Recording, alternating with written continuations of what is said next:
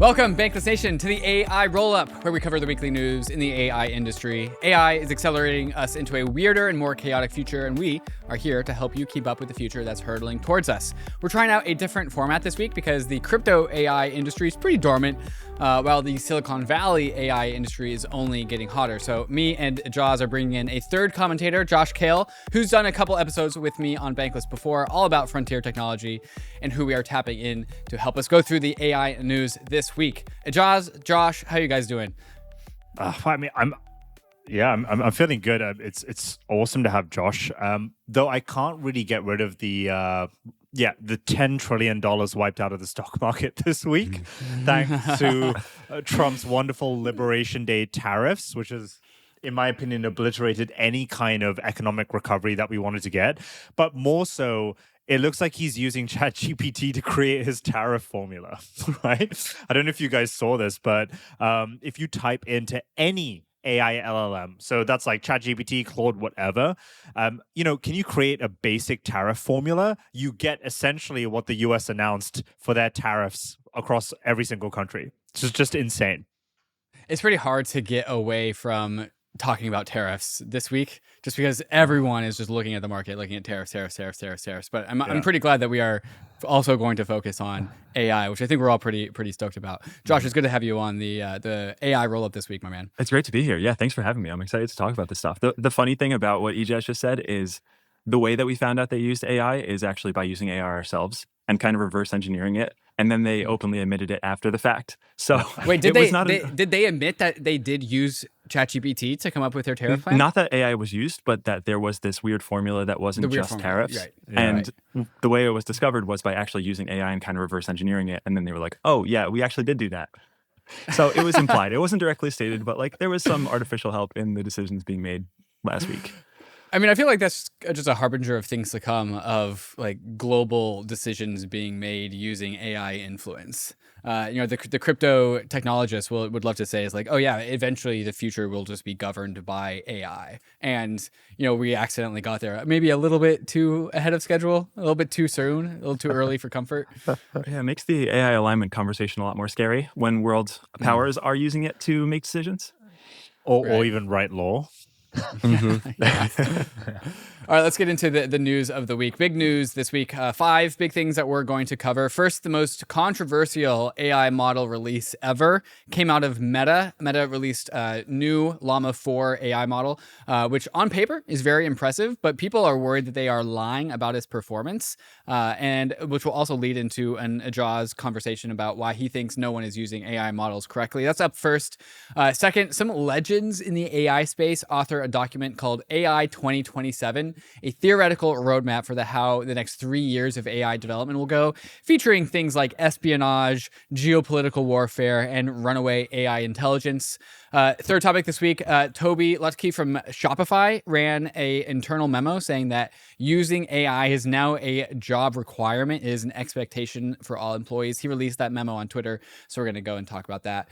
Fourth, Claude Education focuses on using AI models for just revamping the education industry, and we've already seen a school in Texas rocket their students' learning scores to become like top 2% in the nation. And then lastly, AI16Z is planning a $20 billion AI super fund, focusing on vibe creation platforms like Cursor for vibe coding. So those are the big news of the week. Before we go into each one of those specifically, though, Josh, maybe I'll just throw it to you. Set the tone for us this week. How was this week as a vibe in the AI space? I feel like over the last couple of weeks, we've been kind of increasing tension between model producers, right? So what do I mean by that? It's obviously a very highly competitive market. And ever since we had DeepSeek come out and compete with OpenAI, OpenAI was the darling child, right? It was, way far ahead. No one was competing with it. And now we have these guys that are like, competing every week now. It's become a meme on this show that there's a new frontier model drop. I feel like we've reached the boiling point this week, David. Controversy with a top AI model producer, not just from any company, from Meta themselves. We've got the Shopify CEO announced that if all his employees don't adopt AI tooling in their workflow processes, you're probably going to get axed. Tension is getting to a point where like AI might start replacing jobs. It might start having significant impact. And I feel like people are really feeling it this week. Mm-hmm. Josh, what do you think about just the acceleration of the AI arms race? Because like Josh says, every single week on this show, we are like, there is a new leapfrogging of AI models. There's a new number one, and it's been consistent. It's been consistent for the past like 10 weeks. How do you think that when it's gone on for so long, how do you think that finally is manifesting in the current day? It is unbelievable that we're still getting 10x improvements week over week. And that happened this week with the Meta release. It was controversial, but the main headline that I was excited about is a 10 million token context window. And previously, Google's Gemini model had 1 million as the flagship. So we've gone from 1 million, which was last week. So week over week, we've 10x the context window, which is a very big deal because that is the quick access memory for a large language model. And it allows you to get a lot more data packed into your queries. So to go from 1 million to 10 million week over week, we are still accelerating so quickly. Yeah. Let's unpack context window just pretty thoroughly here for people who are like learning about a context window for the first time. Josh, how would you define a context window? Okay, it is it's fun to look at it like if you had a book. If you have a really big book of pages and you're able to rip out those pages and place them out in front of you so you can see them all very clearly, the context window is the amount of those pages that you can see in clear view without having to actually turn the page and find something. It is just quick access data to whatever you want to query. So imagine it's like not your eyes, but it's an AI and it's a camera and it could see everything that's laid out in front of you. That's kind of the context window. And it's helpful to have more pages because it can see more things quickly. And it's also more accurate. It doesn't have to infer what the next token is because the next token is clearly visible in that context. Okay, so if I'm maybe a human way to turn this into a metaphor is like, say I'm doing mental math and I'm holding numbers in my brain and I'm manipulating the numbers, I'm thinking about the numbers, I'm retrieving numbers differently in a sequence. A context window means I can think about a larger array of numbers all at once before I like lose them in my mental space. Was that a good analogy? Yeah, that's right. And you can store a lot more. So if it is a very complex model where there is a lot more numbers, you can store them all in one place. And you don't have to guess. It is all very clear because it is all seen out in the general view. Is that the big reason why this Llama 4, the new release from Meta, that's why this is such a big deal? Or was it more of a collection of things? Maybe, Ijaz, I'll throw this one to you. What were the big standout components of this release from Meta? Sure. So the first standout was what Josh just mentioned, which is the 10 million context window. Actually, to build off your example, Josh, it's not just one big book. It's the case or equivalent of 75 novels. Or another way to look at it, 75 novels of a context window. Of a context window in a single context window. Or you could think of it as 1 million lines of code, right? So that's like one of the major things. It's easy to recall memory, data, etc.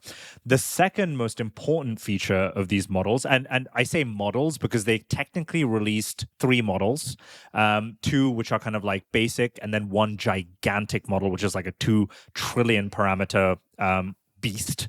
But the second most important thing is it's a mixture of experts design, David, which means that at any one point when you're querying the model, you're only querying around 14 to 17 billion parameters. So it's hyper efficient when you're like querying it. And for the bigger model, it's obviously a larger query. So it's going to probably hit around 250 billion parameters, which is a lot more computationally heavy, but it's still way more efficient than how OpenAI runs their models, where they just query the entire trillion parameter model.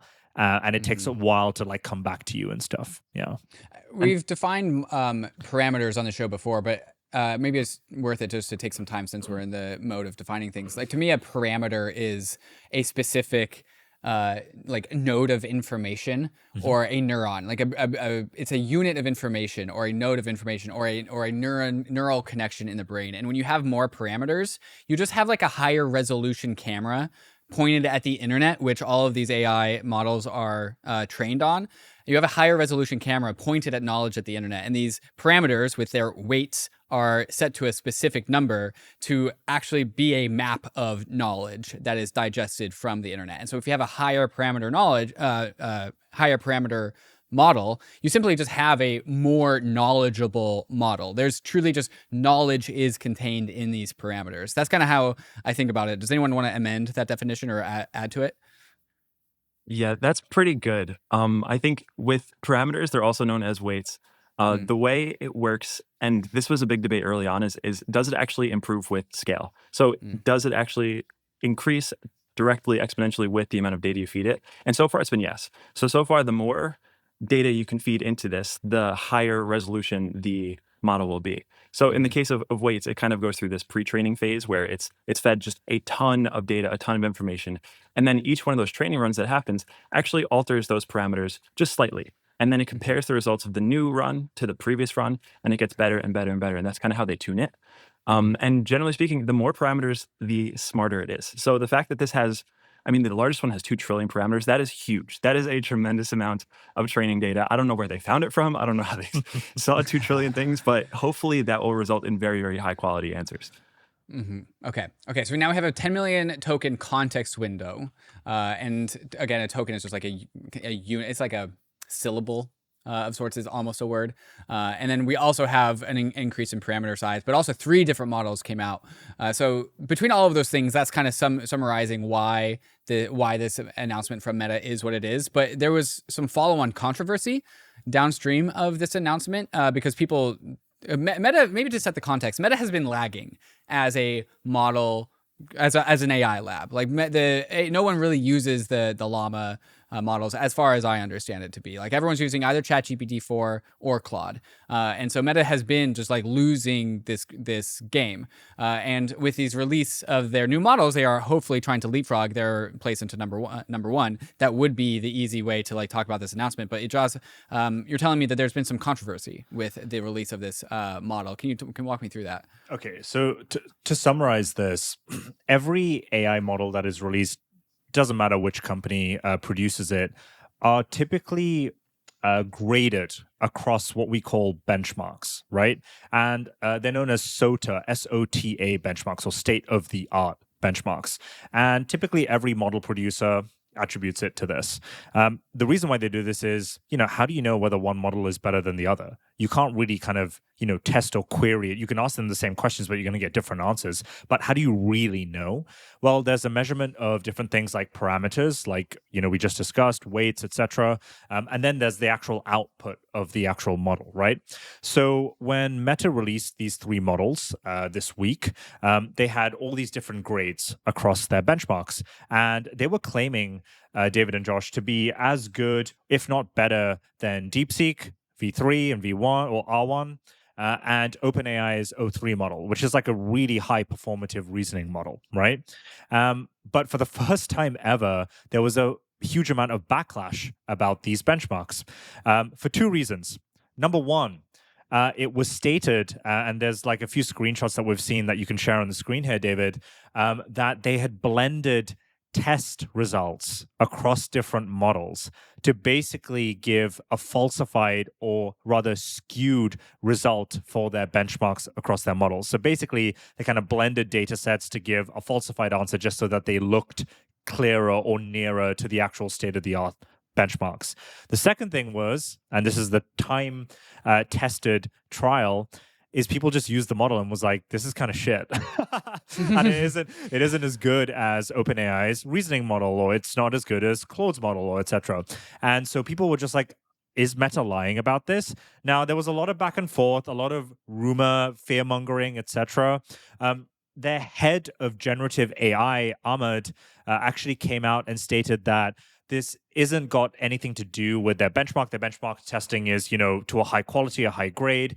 However, there is an implementation issue. So if you look at this tweet that he says here, it says, we've also heard claims that we've trained on test sets that is simply not true, and we would never do that. Our best understanding is that the variable quality people are seeing is due to needing to stabilize implementation. So he's putting it down to the fact that, inferencing is taking a while, our models are overheating, etc. That's the kind of like equivalent of what he's saying. Yeah. So a big amount of controversy as to whether this is real or not. If it is true, that is a huge dark mark on Meta's not just brand, but the entire AI model. Josh, what do you think is going on here? It also feels kind of like a dark mark on the industry. I'm not super well up to date on the meta situation in terms of benchmarks, but benchmarks as a whole very much feel like they're broken because they can be gamified. I think benchmarks early on were a really effective way of measuring AI models because so much of it was new and they were actually challenging problems to solve. But now that AI models have gotten so advanced, it's difficult to generate these benchmark problems and standardize them because the process of standardizing them makes them cheatable. So I think it starts a broader conversation of how you actually measure the intelligence of these models as they get better. Because there is the option where people can gamify them. And when they do gamify them, it looks great on paper, but when you use them, you're like, this doesn't quite match up. So that's kind of how I've been gauging the models that I've been using, is mostly through either my own use or just smart people who use them differently and how they react to them. I don't think benchmarks are a super reliable way. And I think there's a lot of work trying to figure out how to make them better. But in this case, I don't know if Meta did them, but I think a conversation needs to be had about how we actually benchmark these models properly. I think that's just fundamentally true for benchmarks as a concept. There's something out there called Goodhart's Law, which is just often stated as when a measure becomes a target, it ceases to become a good measure. As in if we are comparing whose model is best using this particular test, then all of these AI labs are incentivized to make a model that's good for that test and not really care about whether that thing is actually useful or not. There was a blog post on Less Wrong, lesswrong.org. Less Wrong is kind of this like rationalist corner of the internet. It's what a lot of AI safety people come from here. Eliezer Yudkowsky comes from here. And a blog post was posted on the 24th of March. So actually not terribly recently. But this also goes to show that this actually has been a growing conversation in the AI industry. The blog post is titled, "Recent AI Model Progress Feels Mostly Like Bullshit." And it starts off with two main claims: that either AI labs are cheating, and they are cheating their way to find a good benchmark number, to report a good number, or they are just accidentally testing. They're actually accidentally gearing their AI models to be good at taking that test, to be good at that benchmark. And then it also kind of goes through some of the incentives here. One that really stood out to me was talent acquisition, because there's not that much talent, AI talent, to go around. And attracting very good talent for your AI model is very, very valuable. And no good AI talent wants to work for the fourth or fifth or sixth best AI model. And so if Facebook can show, who, again, we started off this conversation saying Facebook has been lagging. They have been showing poor performance on their models. Now they're number one. Now their performance is number one, but people are looking at these models being like, this is not a useful tool for me. And so just there's a growing conversation about like, yo, benchmarking sucks. And also there's just a ton of warped outcomes and warped incentives around this whole benchmarking complex. Did any of you guys read this blog? I did not, no. Just me? Okay. I haven't I read just it, told you but- everything you need to know. Yeah, but it sounds right. And to benchmark a model that's supposed to be reflective of the collective intelligence of humanity by using a few math problems, it just seems wrong. So yeah, something needs to be changed. I mean, would you both agree that the best way to just assess a model's capability is whether it makes material impact on your life? I feel like that's pretty much it, right? Like, what if we just had a test bed of people across a variety of different economic standards and professions, and we just said, here's a new model. Let me know what you think about it or what the general feedback is. Give me a rating of 1 to 10. Is that a dumb idea? Yeah. It feels closer. It's more David thinks subjective. it's a dumb idea. Okay. No, sorry. That was I was agreeing with you. Yeah, I was like, yes, I agree with your point. Because it's increasingly subjective how people use models, how it affects their lives. Most people don't use them for code or math problems. They want them for general purpose stuff. So yeah, I'm all in favor of that. The way that we benchmark GPUs, I think, is actually genius. Where if you want to compare like the next higher end GPU, the NVIDIA like 590 to the 4090, you actually just benchmark it using real games, like high intensity. What are the most like AAA graphically intensive games, and then you just do a frame rate comparison on how good that GPU is for that game, which that is true usefulness, because if it spits out higher frame rates on a higher end game, well, that is useful for gamers who want exactly those properties. And so I think we need some sort of benchmarking system like that, where we're actually testing against things that people want rather than like standardized tests. Because we all know the failures of standardized testing in the school system, right? Like anyone who's just like wealthy or has the means will practice the ACT or the SAT 10,000 times, and then they will get a good SAT score, but they're actually just an idiot who has money. I actually just thought of a specific distinction between that, David, which is, and the standardized tests that we're used to, they're normally theoretical or paper questions, right? It's like, hypothetically, what if this happens, or give me the answer to this, random equation. But with AI, it's actually practical. You can see it happen immediately in real life, right? So it's not like, tell me the weight of these 10 oranges and then use that to calculate the mass of the sun. It's like, no, I'm going to show you right now whether that makes sense. And if you're wrong, you're really wrong. And it's going to taint your reputation almost entirely. And also, I'm going to do this calculation in like 15 seconds. Here we go, right? So I think people aren't really ready for that feedback loop. And it's obviously showing with Meta. Right. Any last comments on the subject before we move on? No. All right, moving on to one of the big releases of the week, I would say, is this website, which is kind of just an interactive document, the document titled AI 2027. And it was authored by a collection of just AI legends. Scott Alexander is the notable one to me. He is the author behind the Slate Star Codex blog, which is this very well-respected, well-read, for nerds blog that Silicon Valley tech leaders read. And if Bankless listeners are familiar with the concept of Moloch came out of the Slate Star Codex blog. A bunch of other things came out of there. And so Scott Alexander and 4 other people wrote this AI 2027 model for how they think, a plausible model for how AI development goes from here. And they give dates, right? So mid 2025, stumbling agents is where we are in current AI landscape. And I think anyone who just came out of the AI slotbot meta understands exactly where we are with stumbling agents. And then they kind of give a prediction, late 2025, what that looks like, early 2026, coding automation, mid 2026, China wakes up, late 2026, AI takes some jobs, January 2027, agents never stop learning. And they give this predictive idea for where this could go. And they also talk about incentives they bring in anything that's relevant. They talk about AI copycatting Silicon Valley tech labs. They talk about Department of Defense realizing that they need to pair with their own domestic AI labs as a matter of national security. They talk about China trying to figure out their ways around the chip shortage. And really where this ends up at is where they think this is going is like a super intelligence explosion by the end of 2027, where the governments of the world have all of their resources pointing to, because this is the most valuable thing. That's how I'll summarize this in just a sentence. Jazz, how would you summarize what's going on here? What do you think about it? Yeah, I mean, so it reminds me of what a bunch of the top CEOs in AI have said, right? So CEO of OpenAI, Google, DeepMind have all said that AGI will arrive within the next 5 years. And I think Sam Altman's kind of said this in 2023, right? Which is what's kind of like set up the kind of 4 or 5 year timeline to 2027. And so what we basically have here is a band of like cracked AI builders and researchers have got together and said, okay, well, how will that actually kind of pan out? How do we actually get to ASI, artificial superintelligence, as they reference it here, right?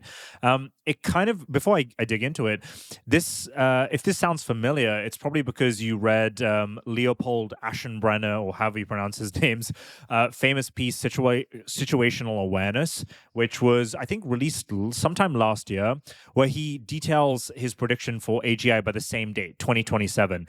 And it's important to note that, like, a lot of these pieces are technically, opinionated, and they get a lot of things wrong, but they also creepily get a lot of things right. And the band of people that have put together this particular prediction are, very informed. In tune. Yeah, exactly. And so you kind of hit some of the key themes on the head, David, but I want to kind of like stack it across to the timeline that you mentioned, right? So next 12 to 18 months, you mentioned there's going to be these kind of basically mid agents, kind of like semi-autonomous, kind of unimpressive. They kind of automate a few things, but whatever, right? And these AI agents are expected to like drive their own research, a developmental process, automate complex tasks. So, we see these with OpenAI's operator agent, or Claude's coding agent, or Anthropic's computer use agent. We see these releases of agents that do basic tasks for you, like, hey, I'm going to book you a holiday, or predict, where your next food shopping trip should be, or how much it's going to cost, right? Kind of not that impressive, but useful, right? And the article predicts that over the next 12 to 18 months, we'll see these generative AI models and early forms of agents kind of automate a bunch of these general tasks.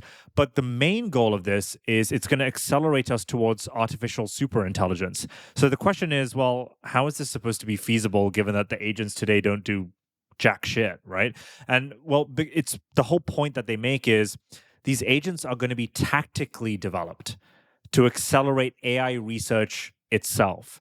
So instead of just releasing models that make, us pathetic humans clap excitedly and be like, oh, wow, that's a cool Ghibli image, the models themselves will conduct research on itself to make itself better, including discovering new forms of training itself to be smarter, etc., which would lead to basically an exponential curve for development of AI. And we're already seeing the seeds of this foundation kind of be planted today. We've got, reasoning data tracers. We've got reinforcement learning and RAG. We've got Claude's coding tool, which is, all of this is happening behind the scenes, right? It's not very front facing because it's kind of like too technical or boring for the public audience to really care about. But of course, if we do end up getting ASI, then we might be in quite a bit of trouble when all of this comes to fruition. But that's kind of like the general takeaway. And then later on, the article goes on to kind of discover look into the secondary effects of what this is going to have, like geopolitical impacts, like an AI arms race, right? How do major powers like the US and China interact with each other? Does China just go for the throat and take over Taiwan? Right. All these kinds of different things. So, yeah. Josh, I know you read this article. What was going through your brain when you read it? I encourage everyone to read this because the presentation and the quality of the ideas are so high. These are not just some random schmucks off the street. These are very impressive people who have a good track record of predicting stuff and did a really good job of packaging it. The really startling thing to me was the timelines, because everyone kind of talks about, oh yeah, AGI is coming, ASI is coming quickly, but they really lay it out month by month of how this is going to happen. And the reality is it's coming very soon. And it's another on the horizon. They are giving quarter long time frames for when they think things are going to arrive. Yes. And if you have that level of clarity, then we are getting closer than I think a lot of people realize. There's another blogger, not Slate Star Codex, but Tim Urban, who has the Wait But Why blog. And he was on a podcast recently talking about his new book, which was the history of the world from the beginning of time, the Big Bang, till now. And he said the very last chapter, he had to make AGI because once you kind of solve AGI, artificial superintelligence, nothing else really matters. So the rest of history doesn't really matter because the rate of acceleration, once this one problem gets solved, once we have this super level of intelligence, it makes every other problem seem useless and meaningless. And that was the startling realization of this is, oh, wow, this is actually something that will happen this decade.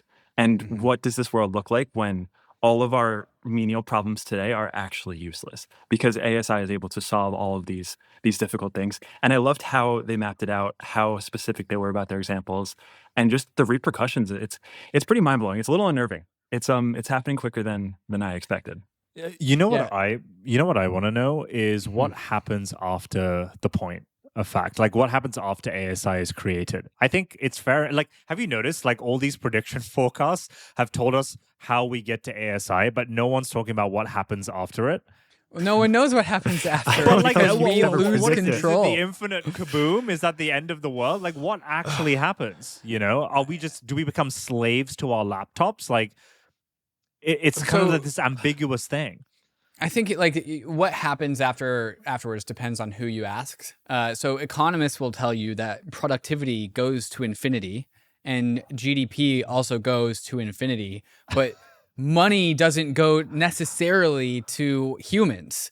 And capital doesn't necessarily go to humans broadly. And so this is partly going back into kind of the current conversation that we see with like global trade and manufacturing. That's somewhat relevant.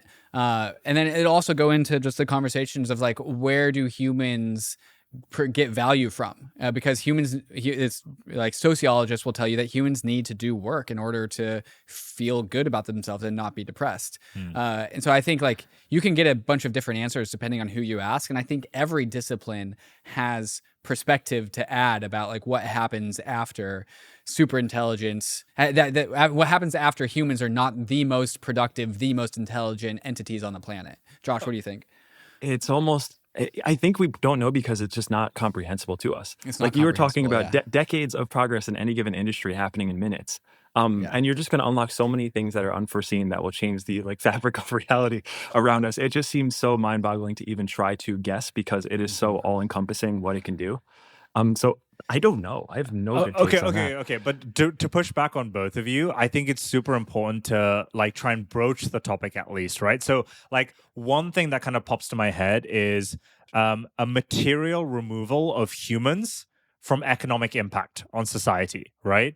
So what does that look like? Is that the universal basic income world where we just all like kind of slaves and we walk on our treadmills at home and we can only leave when Papa ASI says, okay, go grab your food because I still need you to execute some physical tasks for me, until the robots go up until scale. Like it's just like a super weird world and I can't really grasp my head around it. I think it's a $250 question, Ajaz. And you can actually see this in the existential angst of the Zoomer generation, where a lot of them are trying to make very big decisions right now about, do they go to college? What do they study? What do they invest their time in? What does a career look like for them?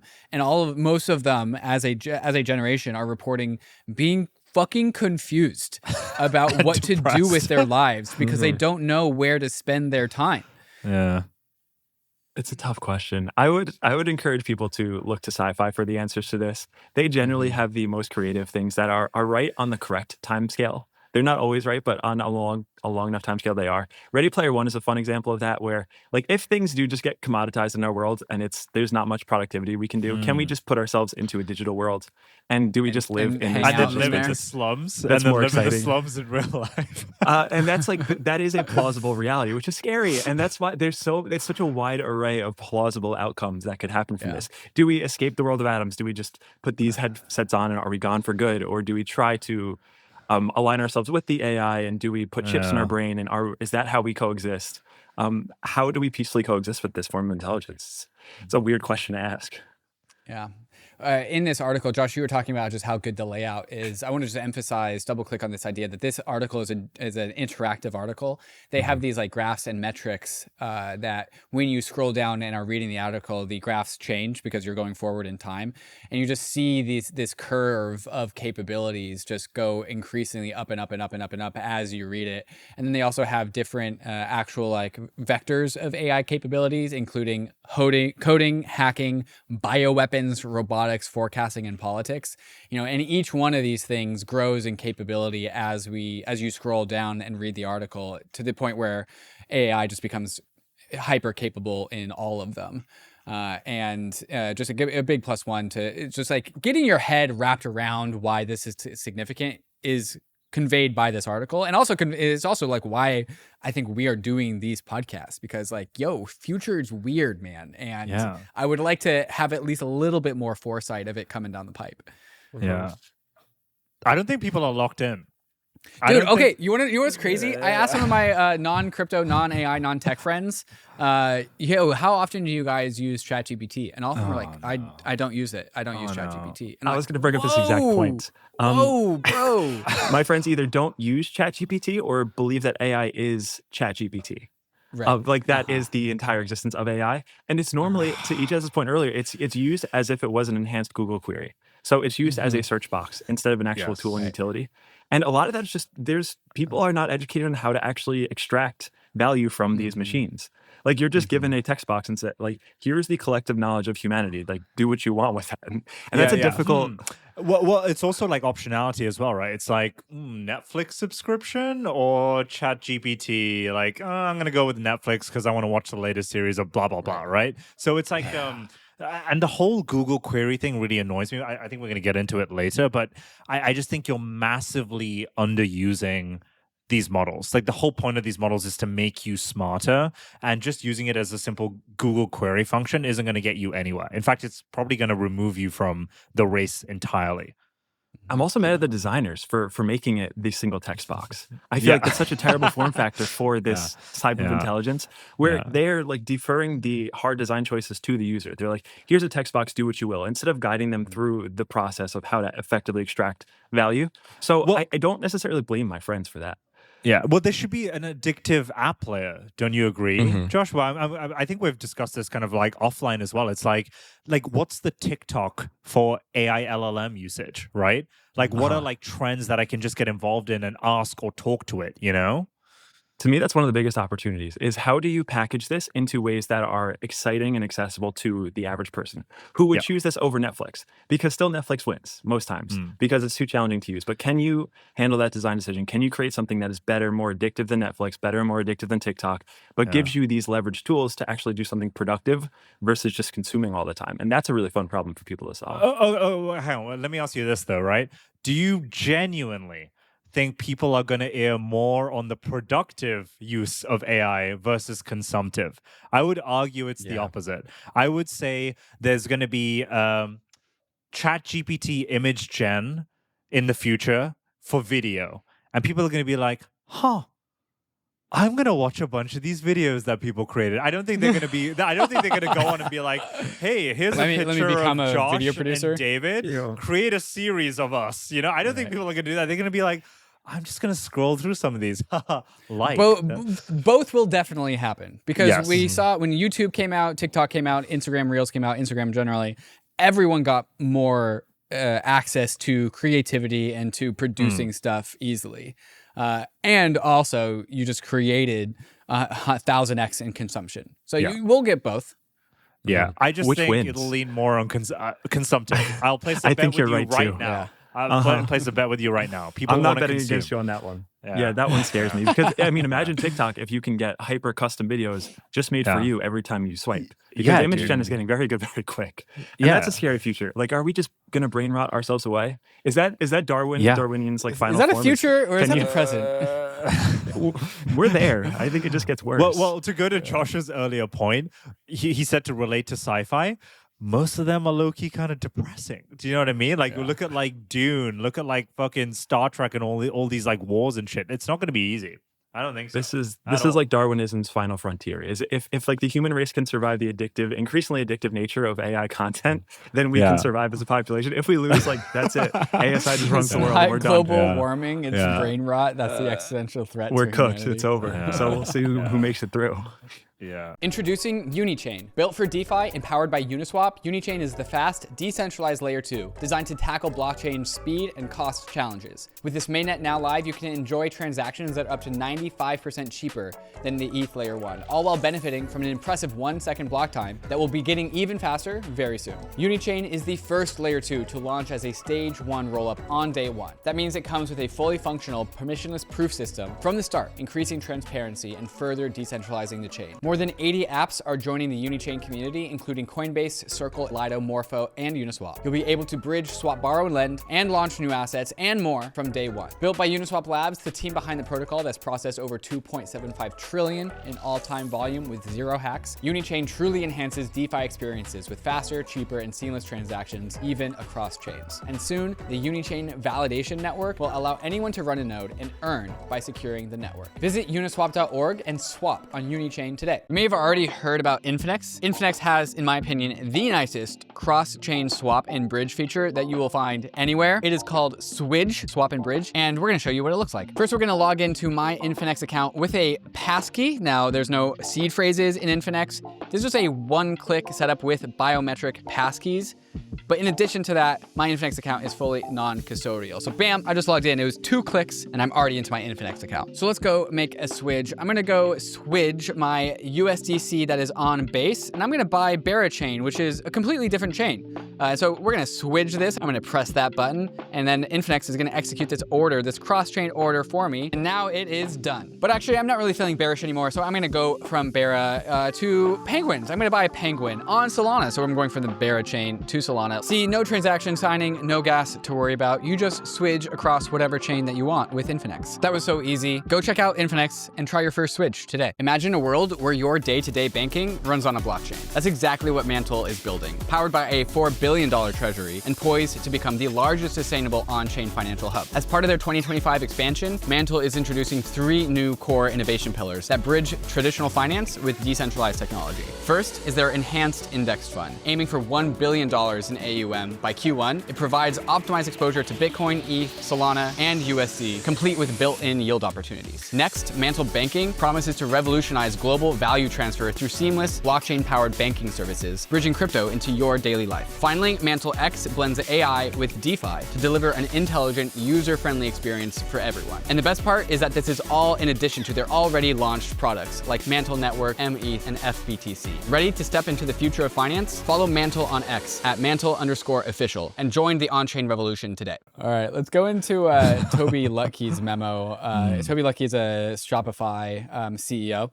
And he released a memo that he wrote to the Shopify company, to the Shopify employees. He just released it on Twitter. And it basically goes, the title of it is Reflexive AI Usage is Now a Baseline Expectation at Shopify. And it's basically a medium length memo that its punchline is you as a employee of Shopify are now expected to use AI in your job. So he lays out 6 points. Number 1, using AI effectively is now a fundamental expectation of everyone at Shopify. 2, AI must be part of your GSD prototype phase. I don't know what that means. 3, we will add AI usage questions to our performance and peer review questionnaire. 4, learning is self-directed, but share what you learned. 5, before asking for more headcount and resources, team must demonstrate why they cannot get what they want done using AI. Wow. And then 6, everyone means everyone. This applies to all of us, including me and the executive team. So CEO of Shopify stating AI is an expectation inside the company. Since he released this on Twitter, on X for everyone to read, many other CEOs chimed in saying, yes, we have also implemented this expectation, or we are going to implement this expectation. Even at Bankless, we have a internal just server, a server like channel that we just titled AI Lab. And it's all every member of the company just talking about how they use AI in their workflow. So I think this is already becoming like the industry status quo of just like, yo, use AI, share how you use AI. We're all trying to figure this out together. But Toby, I think, kind of just made this shot across the bow for all tech company leaders to say like, yo, it is an expectation to be using AI. And if you don't use AI, you're out. Josh, when you read this memo, what did you think? I was really excited about it. And I think it's one of those cases where he's just saying the quiet part out loud because a lot of people don't want to scare other people who are looking for jobs. But he's basically saying we are going to stall hiring and we are going to try to increase the leverage of our employees as much as possible.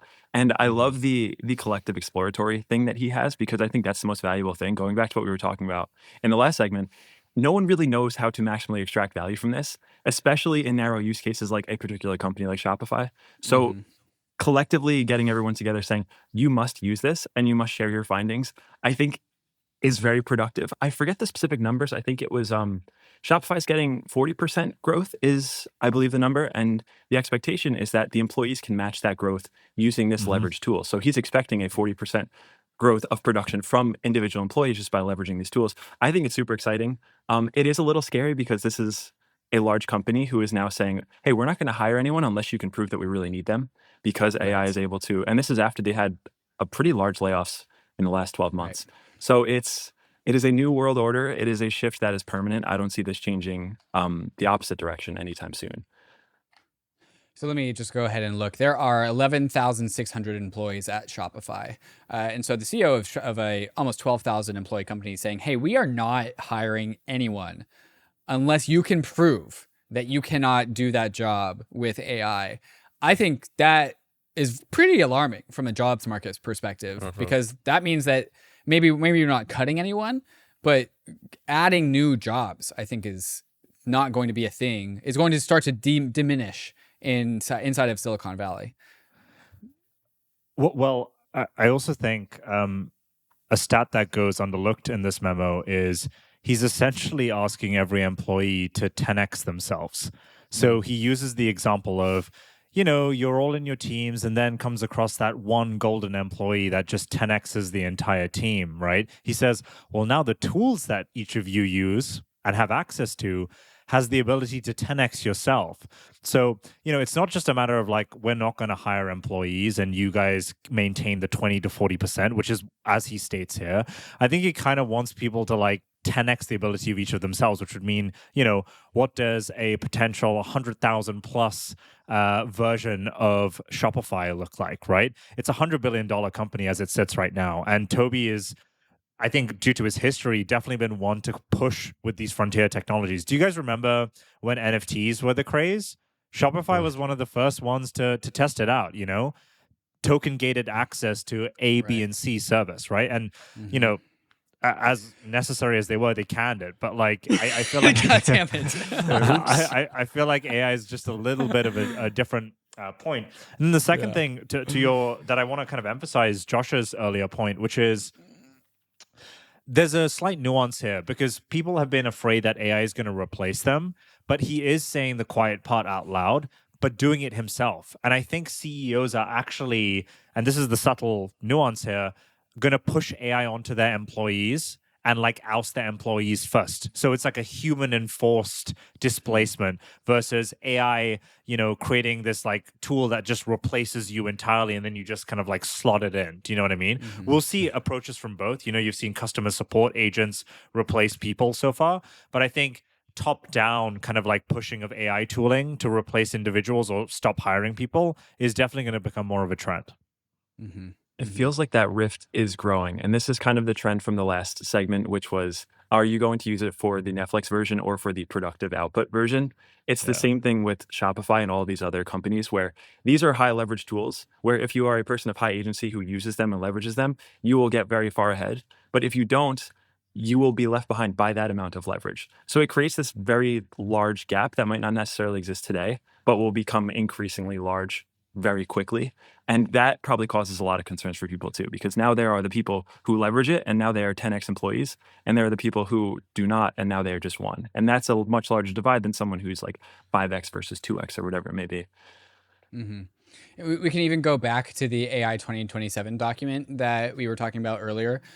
Down at the bottom of the document, towards the end of times, closer towards 2027, this hypothetical AI lab, which you could just think of ChatGPT or OpenAI, they just didn't want to use OpenAI specifically. They even talk about all of the AI developers by the time that we approach the superintelligence explosion in 2027 that they think is coming. All of the AI developers that are working for the AI labs have all made themselves redundant, and they're all kind of just there doing loose oversight without actually doing much of the work. And so maybe even the AI labs will be the first people to actually fully AIify their workforce because they are the ones who are intimately aware. They know how to use these things the best. And so maybe the canary in the coal mine is that actually AI labs start to use their own models as their own employees, and all employees of like OpenAI or Anthropic or DeepSeek or whatever, they actually end up being AI managers more than actual like laborers themselves. So that's kind of the model that AI 2027 gave in their document. Yeah, I would say that's the whole point, right? What is ASI? What is AGI? It is replicating human intelligence, but not just replicating it, just accelerating it completely. It just reminded me, didn't OpenAI tease their agents that they're releasing soon? And it goes through different tiers, with the top one being $20,000 a month. And it's like a PhD level employee that can come and work at your company. And then you had like something stupid like a $200 a month, and it's meant to be a high knowledge worker, which is basically like most people at like FANG companies or the magnificent. Yeah, most people. I definitely think that that's the case. And like to go to the point of the AGI or AI 2027, they want to, one of the key themes is they want to use AI to improve itself iteratively over time. So it seems like that will be the main place that it gets displaced first. Yeah. Okay, let's turn to education because this is something that came out this week. Claude, Anthropic, just released Claude for Education. And this is basically trying to AIify higher education up to the college level. And so this is what it looks like. And they're basically part of this announcement comes a couple of different things. Learning mode, a new Claude experience that guides students' reasoning process rather than providing answers, helping develop critical thinking skills. University-wide Claude availability, full campus access agreements with Northern University, London School of Economics and Political Science, a few other colleges, making Claude available to students, academic partnerships, and student programs. And so basically, Claude is making a university as a product or a school as a product to help educate. And it's not just giving I think the important difference is if you go and type into ChatGPT, hey, what's this answer? It'll give you the answer. But here, Claude Education is working through how to arrive at the answer for people that are querying it. And then I think maybe one big headline that I think everyone should reflect on is this one here from foxnews.com. Texas private schools' use of new AI tutor, that's Claude for Education, rockets student test scores to top 2% in the country. So a Texas private school started using Claude for Education, and then all of a sudden their students start testing at the top 2% in the country.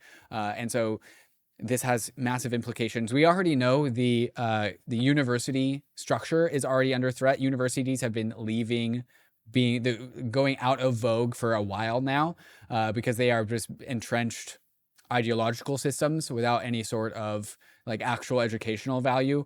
Students are taking in like $250,000 of debt to become like a speech therapist, things like this. And so education has already been like needing a revamp. And now here we have AI, which for a use case that I think is just a match made in heaven, AI becoming your tutor, your teacher in this very streamlined way. Josh, what are your thoughts? I just don't see the point of universities within the next 2 decades going forwards. And I'm probably being 2 decades generous. seems slow. I'm probably being super generous with that timeline, to be honest, right? If we're getting AGI in 2 years, why is that, crazy to say? I think there's a few points I want to make around this. Number one, the way it's packaged, this product, Claude Education, makes it seem like it's meant to aid lecturers. And to use your analogy earlier, David, maybe employees become the coach of the AI, right? I don't think that's going to happen when it comes to education. I think it's going to become incredibly personalized. Heck, YouTube has already accelerated that massively. I've learned a ton of stuff that I wouldn't have normally learned via school, college, university, or any kind of prestigious degree that I would have ever attained. And I think personalized education just makes sense. Everyone is different. Everyone learns and comes from a different background. Why would it make sense to, use this arbitrary person? And sorry, I'm reducing professorship massively, but who has been, honing their work and craft very, commendably for decades, to then be expected to teach each individual in a certain or specific way. It just seems like AI is meant to scale this kind of thing. The Texas data point kind of proves that. But the second wider trend that I'm noticing here, David, is that I just don't think people are using AI effectively.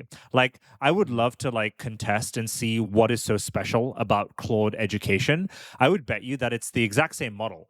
It's just being crafted and curated in an educational circumstance. So behind the scenes, they've just given a long-ass prompt which says, you are a professional university educator now, and you are going to specialize in economics 101.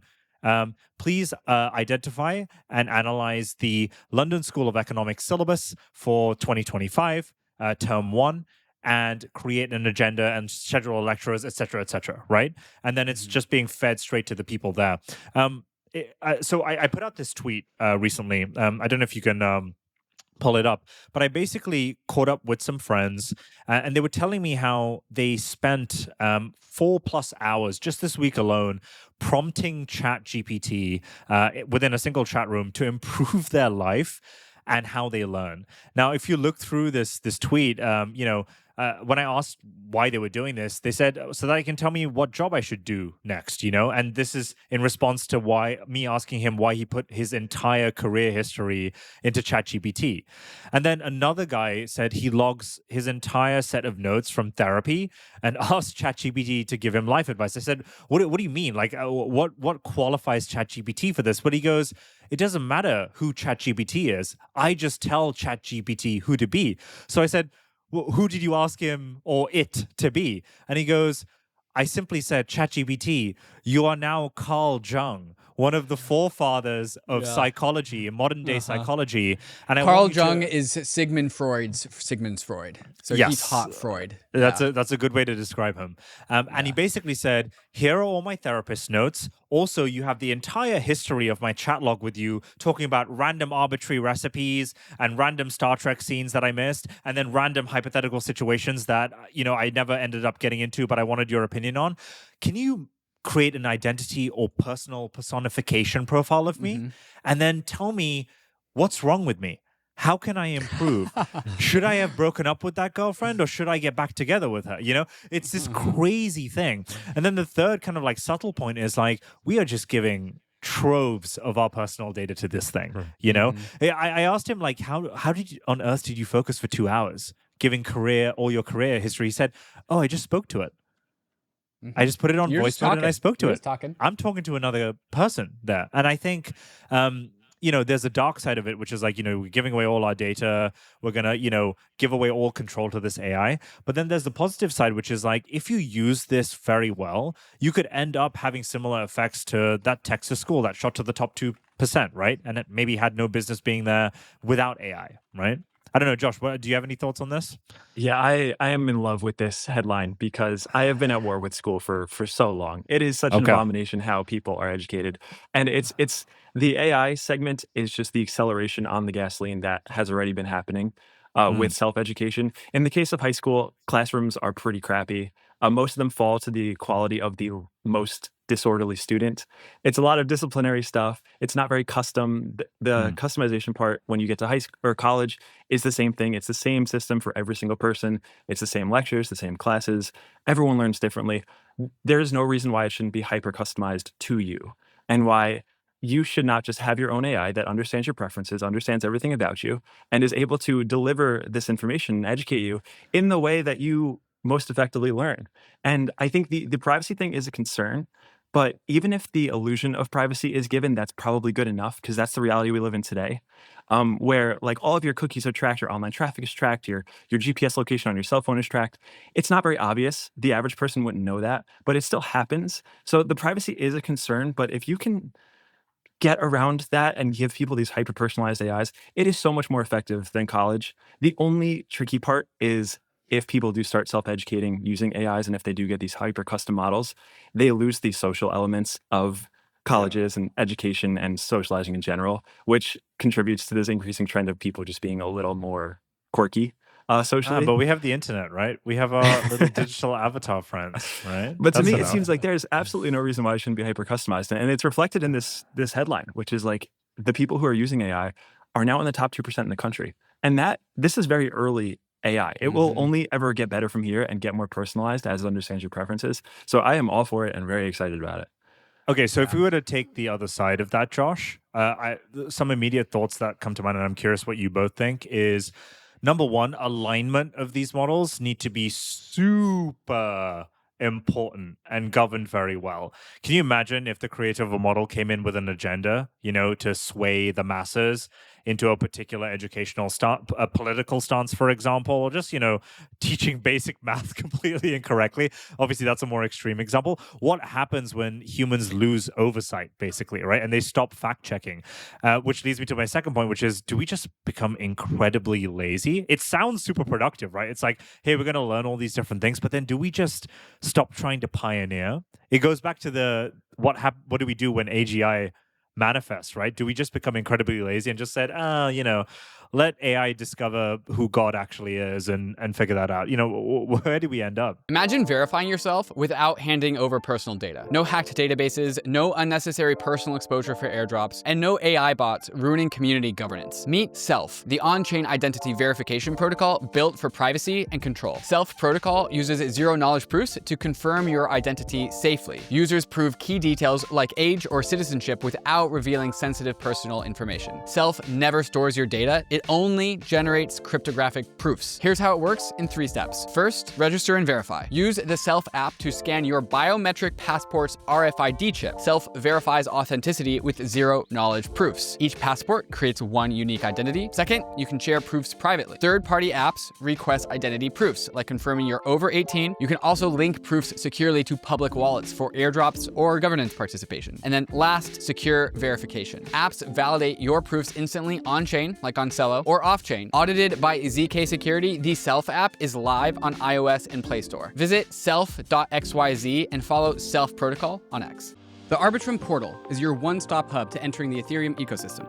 With over 800 apps, Arbitrum offers something for everyone. Dive into the epicenter of DeFi, where advanced trading, lending, and staking platforms are redefining how we interact with money. Explore Arbitrum's rapidly growing gaming hub, from immersed role-playing games, fast-paced fantasy MMOs, to casual luck battle mobile games.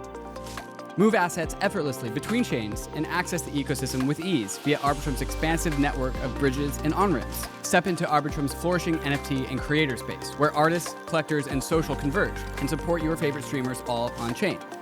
Find new and trending apps and learn how to earn rewards across the Arbitrum ecosystem with limited time campaigns from your favorite projects. Empower your future with Arbitrum. Visit portal.arbitrum.io to find out what's next on your Web3 journey. At the end of the day, school, the institution of school, public school at least, public school is basically glorified daycare just to get kids out of the hands of their parents so the parents can go to work and like be productive.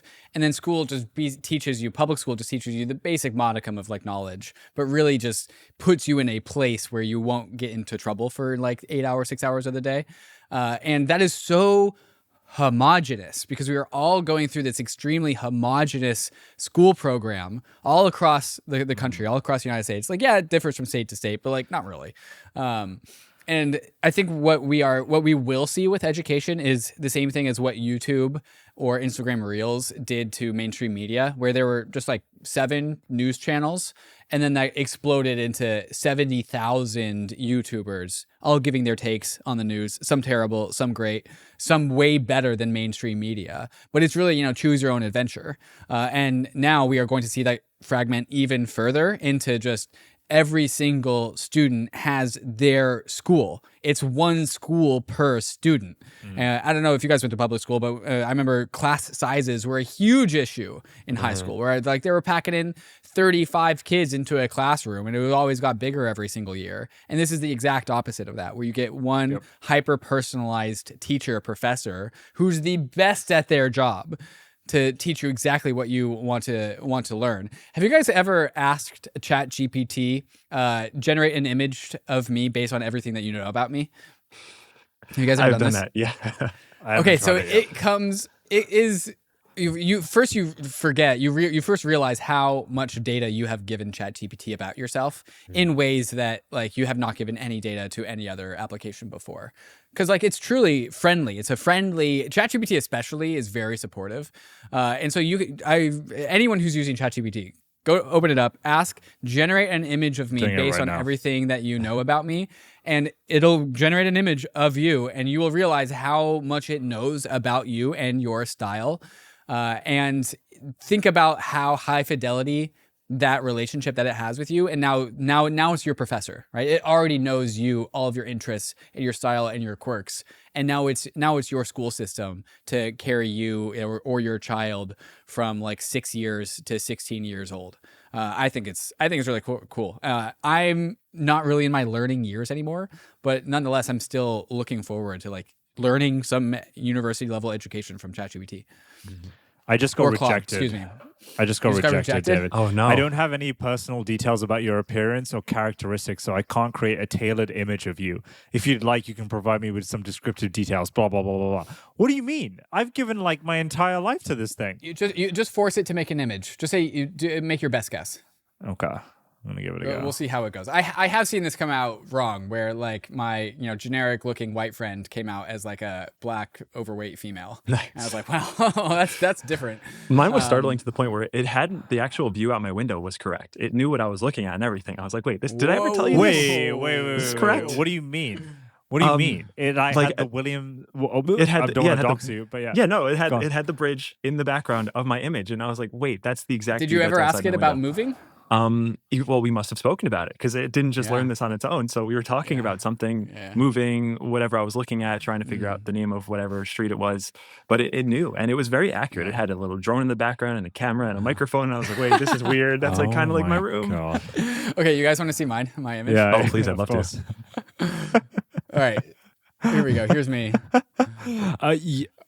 For the listener, we have a guy who's definitely on the Brooklyn side of New York with the New York skyline in the background. He's with holding an espresso martini. I have a rock climbing rope slung around my shoulder, an Apple Watch, a climbing helmet, and an espresso martini because it knows that I ask how to make cocktails pretty frequently. This is pretty good.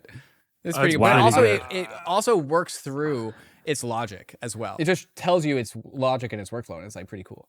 Wait, can I share mine? It actually surprisingly nailed it. One second. Yeah. Send I'm me the shocked. picture and I'll put it on screen. Here we go. Nailed it. That's funny because I think we both look like generalized AI engineers. Yeah. For some reason, I look entirely like an even nerdier David Hoffman. That's crazy. Yeah, much nerdier. Yeah. You are not the attractive Indian man that we see on screen. Maybe potentially a tech billionaire. I can't quite tell. Like I know this guy has at least 12 hoodies. Yeah. Wow. All right, let's bring up the rear of this AI roll-up as we close this out. The last big one is the news of the week is A16Z's, not AI16Z, the actual real A16Z, raising a $20 billion mega fund to invest in AI startups in the United States. So that's pretty damn big. I mean, this is A16Z's job. It's not any surprise that they're raising $20 billion, but I think it just goes to show how much juice there is left to grow out the AI industry. Josh, when you saw this headline, $20 billion being raised, not yet raised, but being raised by A16Z to invest in United States AI, what were your first thoughts? So I had an initial kind of like gasp, which I was like, that's a humongous number for a single fund. But then I was like, oh yeah, no, that probably makes total sense, right? Like it wasn't too long ago where, Sam Altman was prospectively, trying to raise $1 trillion or whatever crazy figure. Was it 8 trillion, $7 trillion, something crazy like that? Yeah. So I don't think this is, out of turn, especially given like some of the valuations that are coming. Do you remember? I think like Cursor literally last week got like a $10 billion valuation just based off its recent round. So I think, these numbers kind of make sense. I'm kind of curious where it's going into, right? And I think what's most interesting about this particular announcement is they weren't kind of lazy about it. They weren't kind of just like, yeah, we're going to dump a bunch of this into like compute and data center companies and create a model. They were like, no, we want to own the app layer of whatever this behemoth of technology ends up becoming. And they use the term vibe creation platform. And so for those of you who are wondering what the hell that is, think of Cursor, which is a vibe coding platform, but instead it's a platform that can hit almost anything that you want to do, right? Not necessarily coding. It could be, I want to become the next biggest music artist and perform on my concerts all around the world. Well, to start off with, I need to be able to create some music, right? So what if I go on this vibe creation music platform and I can, become the next superstar, right? And what's the difference between like, just like this and maybe, I don't know, Apple's Garage Studio where you can kind of like mix beats is one, it uses AI. So you can just like prompt and type in the kind of flow and you can edit your music and all that kind of stuff. But then it also connects to your socials directly. It also ties and brings in all your friends to listen to it in a really easy, simple manner.